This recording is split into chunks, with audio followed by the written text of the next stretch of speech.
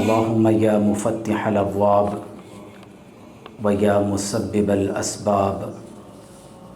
و یا دلیل الحائرین توکلت علیک یا رب العالمین و افوض امری الی اللہ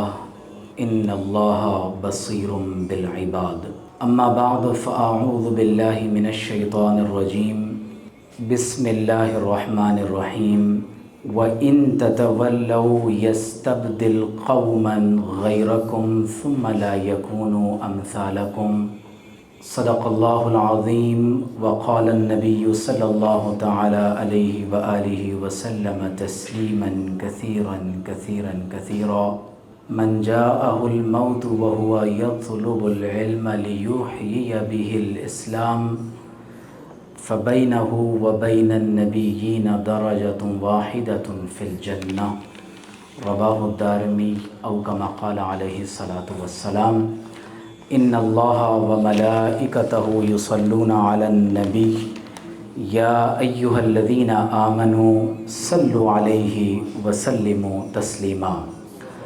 اللہم صلی وسلم علی سیدنا و مولانا محمد وعلی آلہ و اصحابہ وبارک وسلم۔ سب تعریفیں اس پاک پروردگار کے لیے جس نے ہم سب کو نبی کریم رؤوف الرحیم خاتم النبیین محمد الرسول اللہ صلی اللہ علیہ وآلہ وسلم کی امت میں پیدا فرمایا۔ اللہ رب العزت کی بارگاہ میں ہم دعا گو ہیں کہ پروردگار عالم ہم سب کو قرآن مجید کی ہدایت پر عمل کرنے کی توفیق عطا فرمائے، اور بے شمار درود و سلام سید المرسلین خاتم النبیین محمد الرسول اللہ صلی اللہ علیہ وآلہ وسلم پر اللہ رب العزت ہمارے قلب و نظر کو آپ صلی اللہ علیہ وسلم کی محبت میں دلوں کی زندگی عطا فرمائے۔ آج کی ہماری یہ نشست جس عنوان کے لیے منتخب کی گئی ہے وہ عنوان رول آف علماء اینڈ مشائخ ان دا ماڈرن ایج، کہ دور جدید میں علماء اور مشائخ کا کردار بالخصوص قرآن و سنت اور اسلامی تاریخ کے تناظر میں کس قدر اہمیت کا حامل ہے۔ اور جب آپ ماڈرن ایج، دور جدید، عصر جدید کی بات کرتے ہیں تو اس سے کیا مراد ہے؟ دور جدید میں کن چیلنجز اور مسائل کا سامنا اس وقت پاکستان میں ایک مسلم سوسائٹی کی حیثیت سے یا پوری دنیا میں عالم اسلام میں یا غیر مسلم ممالک میں مسلم سوسائٹیز کو کن مسائل کا سامنا کرنا پڑ رہا ہے، اور بالخصوص قرآن و سنت میں اللہ تبارک و تعالی نے ہمارے مشائخ اور علماء کا کیا کردار بیان کیا ہے، اور بحیثیت ایک مسلمان ہماری کیا ذمہ داری ہے۔ میں کوشش کروں گا کہ چند قرآنی آیات اور احادیث طیبہ کی روشنی میں اپنی بات کو مکمل کروں۔ پہلی بنیادی بات یہ سمجھ لیجئے کہ جب ہم ماڈرن ورلڈ کی بات کرتے ہیں، جب عصر جدید یا ماڈرن ایج کے بارے میں گفتگو کی جاتی ہے تو اس سے مراد خصوصی طور پر وہ زمانہ ہے کہ جب دنیا میں بالخصوص مغربی ممالک میں اسٹیٹ اور چرچ کی سیپریشن کی گئی، جب مذہب کو ریاست سے الگ کیا گیا اور مغرب میں industrial, technological, scientific, philosophical revolution برپا ہوا، اور جب علم بالحواس اور علم بالعقل یعنی ایمپیریکل ایویڈنسز سے جو علم حاصل کیا جاتا ہے، یا تھرو ریشنلائزیشن جس علم کو حاصل کیا جاتا ہے، یا وہ علم جب ان دونوں کو جوڑ کر سائنسی منہج کو اختیار کیا جائے اور اللہ تبارک و تعالیٰ کی وحی کا نعوذ باللہ انکار کر دیا جائے تو مغرب میں ایک ایسے دور جدید کا آغاز ہوا۔ اور ہم دیکھتے ہیں کہ اس جدید سائنسی منہج کے ساتھ مغرب نے پوری مسلم ورلڈ کو کولونائز کیا، اور بالخصوص برٹن، یورپ اور رشیا نے تقریباً کم و بیش اس روئے زمین پر تمام ہی اسلامی ریاستوں کو اپنی کالونی بنا لیا تھا۔ یہاں پر ضمناً ایک بات سمجھ لیں کہ اسلام سائنس کے مخالف نہیں ہے۔ ہمارے ہاں بعض لوگ یہ گمان کر لیتے ہیں کہ کیونکہ اس وقت سائنٹیفک میتھڈالوجی کو یا سائنسی ترقی کو اس وقت سب سے زیادہ جن لوگوں نے اختیار کیا وہ غیر مسلم ہیں، تو لہٰذا سائنس کو بھی وہ محض کفر یا ایک غیر اسلامی منہج علم شمار کرتے ہیں۔ لیکن یہ بات یاد رکھیں کہ بالخصوص علامہ اقبال نے جب reconstruction of religious thought in Islam میں جو اپنے 6 خطبات ڈیلیور کیے ہیں، اس کا پہلا خطبہ وہ خاص طور پر اسی بات سے متعلق ہے کہ ریلیجن اور انر ایکسپیرینس کو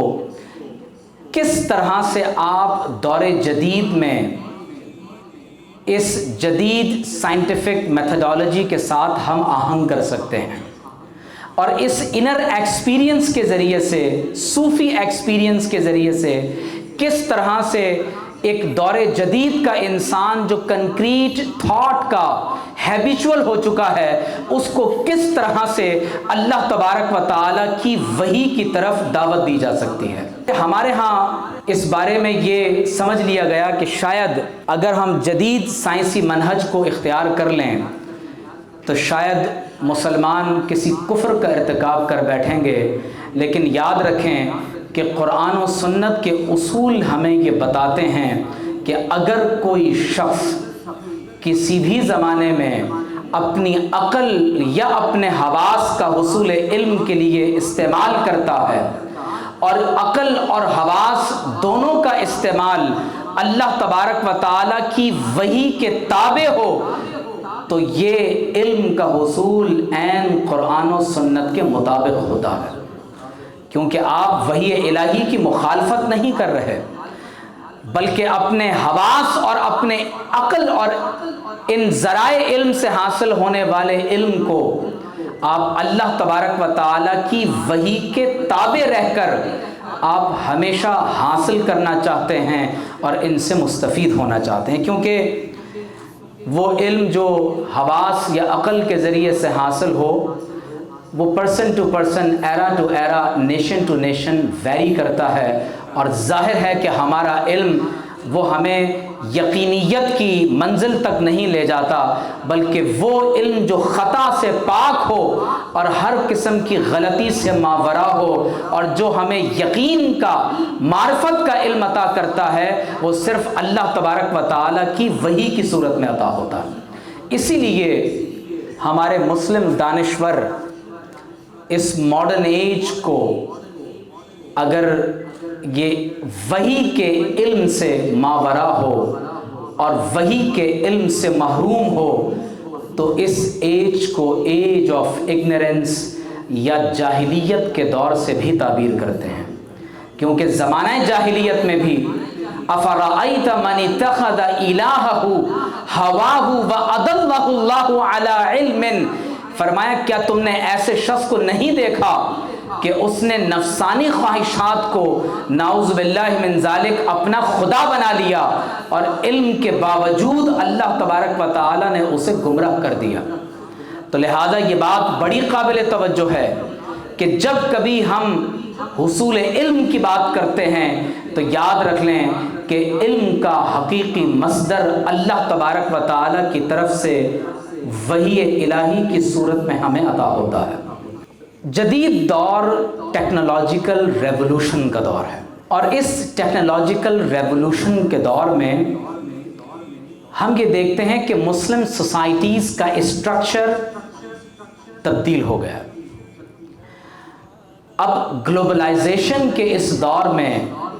جہاں ہمارا گمان یہ ہے کہ سوشل میڈیا کی وجہ سے ہم شاید ایک دوسرے کے بہت قریب ہو چکے ہیں، لیکن اگر آپ غور کیجئے تو معلوم یہ ہوتا ہے اگر ہم کسی کی تعزیت کرتے ہیں تو اب محض سوشل میڈیا پر پوسٹڈ ایک تصویر پر تعزیت کر دی جاتی ہے۔ کسی کی عیادت کرنی ہو تو وہ ہاسپٹل میں ہی لیٹ کر اپنی ایک تصویر پوسٹ کر دیتا ہے، لوگ وہیں اس کے لیے لا باس طہور انشاءاللہ وہیں اس کے لیے دعا کر دیتے ہیں۔ اب ای کارڈز کی صورت میں لوگ ایک دوسرے کے گھروں میں دعوت دینے کے بجائے اب باضابطہ طور پر ای کارڈز کی صورت میں لوگوں کو دعوت بھیج دیتے ہیں، تو بجائے اس کے کہ ٹیکنالوجی سے ہم درست طور پر استفادہ کرتے، اس کا بہت گہرا اثر ہماری سوسائٹیز پر پڑا ہے، اور کس طرح سے یہ سوسائٹیز ایک ایکسٹینڈڈ سوسائٹیز سے لے کر نیوکلیر سوسائٹیز میں تبدیل ہو چکی ہیں، اس پر بہت تفصیلی بحث ہم گزشتہ 2 دن قبل ہم پروفیسر ڈاکٹر ابراہیم الدین کی زبانی سن چکے ہیں۔ ٹوٹل فرٹیلیٹی ریٹ بعض ممالک کا 0.9 تک چلا گیا ہے۔ یہ اس قدر بھیانک ترین نتائج ہیں جو دنیا میں خود لذتیت یا اب مزید آگے بڑھ کر جب نفسانی خواہشات کو انسان اپنا خدا بنا لیتا ہے، یہ اس کے نتائج ہیں جو اس وقت ہم دنیا میں اپنے سامنے دیکھ رہے ہیں۔ اسلام کی دعوت و عظیمت کی تاریخ میں علماء اور مشائخ کا کردار ہمیشہ نہایت اہمیت کا حامل رہا ہے۔ اگر آپ غور کیجئے کہ ملوکیت کے دور میں حضرت سیدنا امیر المومنین عمر بن عبد العزیز رضی اللہ تعالی عنہ کس طرح سے عہد خلافت راشدہ کی یاد کو تازہ فرما دیتے ہیں۔ جب فتنہ اعتزال اٹھتا ہے تو حضرت امام حسن بصری رضی اللہ تعالی عنہ، حضرت امام ابو الحسن عشری رضی اللہ تعالی عنہ، اور مسئلہ خلق قرآن کے مقابلے میں حضرت امام احمد بن حنبل رحمۃ اللہ تعالی علیہم اجمعین کس طرح سے علم حق کو بلند کیے رہتے ہیں۔ اور امام احمد بن حنبل کے بارے میں امام ابن جوزی نے مناقب امام احمد بن حنبل میں یہ واقعہ نقل کیا کہ جب حضرت امام احمد بن حنبل رحمۃ اللہ علیہ اپنے بیٹے کے سامنے بار بار دعا فرماتے کہ اللہ تعالیٰ ابو الحیثم پر اپنا رحم فرمائے، اللہ تعالیٰ ابو الحیثم کے درجات بلند فرمائے، تو آپ کے بیٹے نے آپ سے پوچھا کہ ابو الحیثم نامی کسی شخص کو ہم نے کبھی آپ کے سامنے حاضر ہوتے نہیں دیکھا، اس نے کبھی آپ کے سامنے کوئی خدمت سر انجام نہیں دی، آپ پھر کس شخص کے لیے دعا کرتے ہیں؟ تو آپ نے فرمایا کہ جب مامون کے دربار میں مسئلہ خلق قرآن میں مجھے کوڑے لگانے کے لیے لے جایا جانے لگا تو اس وقت ابو الحیثم نامی ایک ڈاکو سے جیل میں میری ملاقات ہوئی، اور اس ڈاکو نے مجھ سے کہا کہ اے احمد بن حنبل، مجھے چوری کرنے پر کوڑوں کی سزا دی گئی، میں نے چوری کرنا ترک نہیں کی، مجھے لوگوں کو نقصان پہنچانے کی سزا میں کوڑے مارے گئے، لیکن میں نے اپنے جرائم کو کبھی منقطع نہیں کیا۔ اے احمد بن حنبل، جب میں رحمان کے رستے کو چھوڑ کر شیطان کے رستے میں 1000 سے زائد کوڑے کھا سکتا ہوں تو تم اللہ کے رستے میں کھڑے ہو تو یاد رکھنا کہ ابو الحیثم سے درس حاصل کرو اور اللہ کے رستے کو چھوڑ مت دینا، کوڑے کھاتے رہنا لیکن حق گوئی کے رستے کو کبھی ترک نہ کر دینا۔ تو امام احمد بن حنبل رحمۃ اللہ علیہ اس ڈاکو کے لیے دعا کرتے رہے کہ اس کی اس نصیحت کی وجہ سے مامون کے دربار میں کوڑوں کو کھانا کہ میرے لیے آسان بن گیا۔ جب فتنہ باطنیت کھڑا ہوا،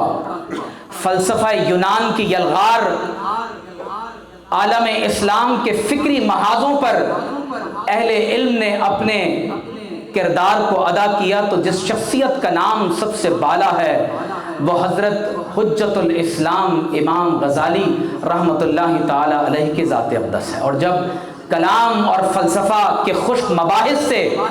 لوگ عشق و مستی اور جذبے کی آگ سے دور ہو گئے اور لوگوں کے قلب و ذہن میں دین اسلام کا حقیقی پیغام مانگ پڑنے لگا، تو اس وقت مولانا روم رحمۃ اللہ تعالی علیہ نے لوگوں کے دلوں میں اللہ اور اس کے رسول صلی اللہ علیہ وسلم کے عشق کی آگ کو دوبارہ انہوں نے ایک چنگاری سے شعلہ بنا دیا۔ اور جب بیک وقت مشائخ، علماء، حکومتی عہدیداران کی اصلاح کی ضرورت پیش آئی تو ایک ایسی جلیل القدر شخصیت ہمارے درمیان تشریف فرما ہوئے کہ جنہیں حضور سیدنا غوث اعظم سیدنا شیخ عبد القادر الجیلانی رحمۃ اللہ تعالی علیہ کے نام سے یاد کیا جاتا ہے۔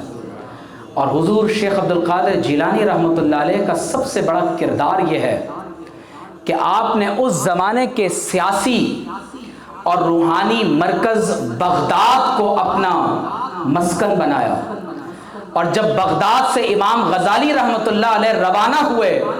تو حضرت شیخ عبد القادر جیلانی رحمۃ اللہ علیہ بغداد میں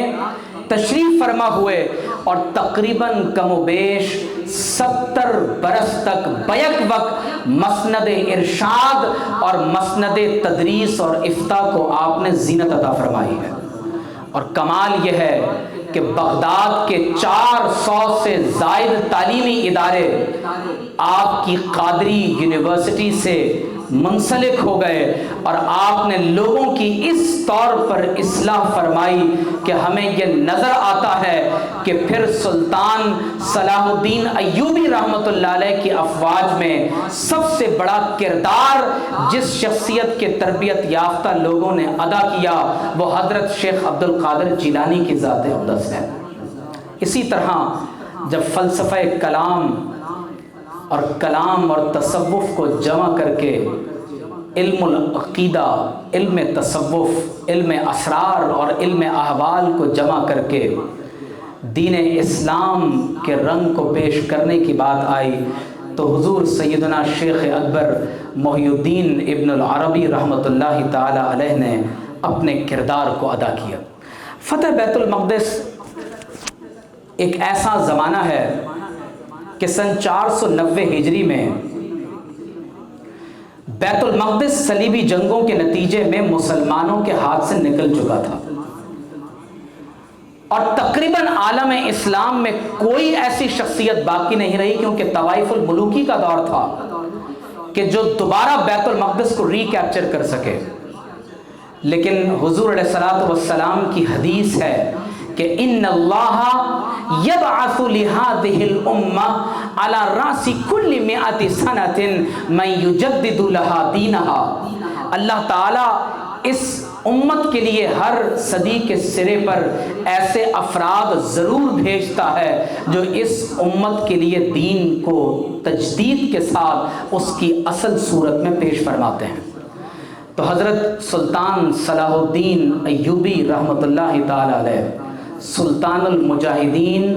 وہ عظیم المرتبت شخصیت ہیں کہ جنہوں نے 27 رجب کو عین اسی تاریخ میں جب حضور علیہ الصلوۃ والسلام مسجد حرام سے مسجد اقصیٰ تشریف لائے، عین اسی رات کو آپ فاتح بیت المقدس بن کر 100 برس کے بعد بیت المقدس کو صلیبیوں کے چنگل سے آزاد فرما دیتے ہیں۔ یہ اللہ تبارک و تعالیٰ کے عظیم بندے ہیں کہ جنہیں پروردگار عالم خود اپنے دین کی خدمت کے لیے پسند فرماتا ہے۔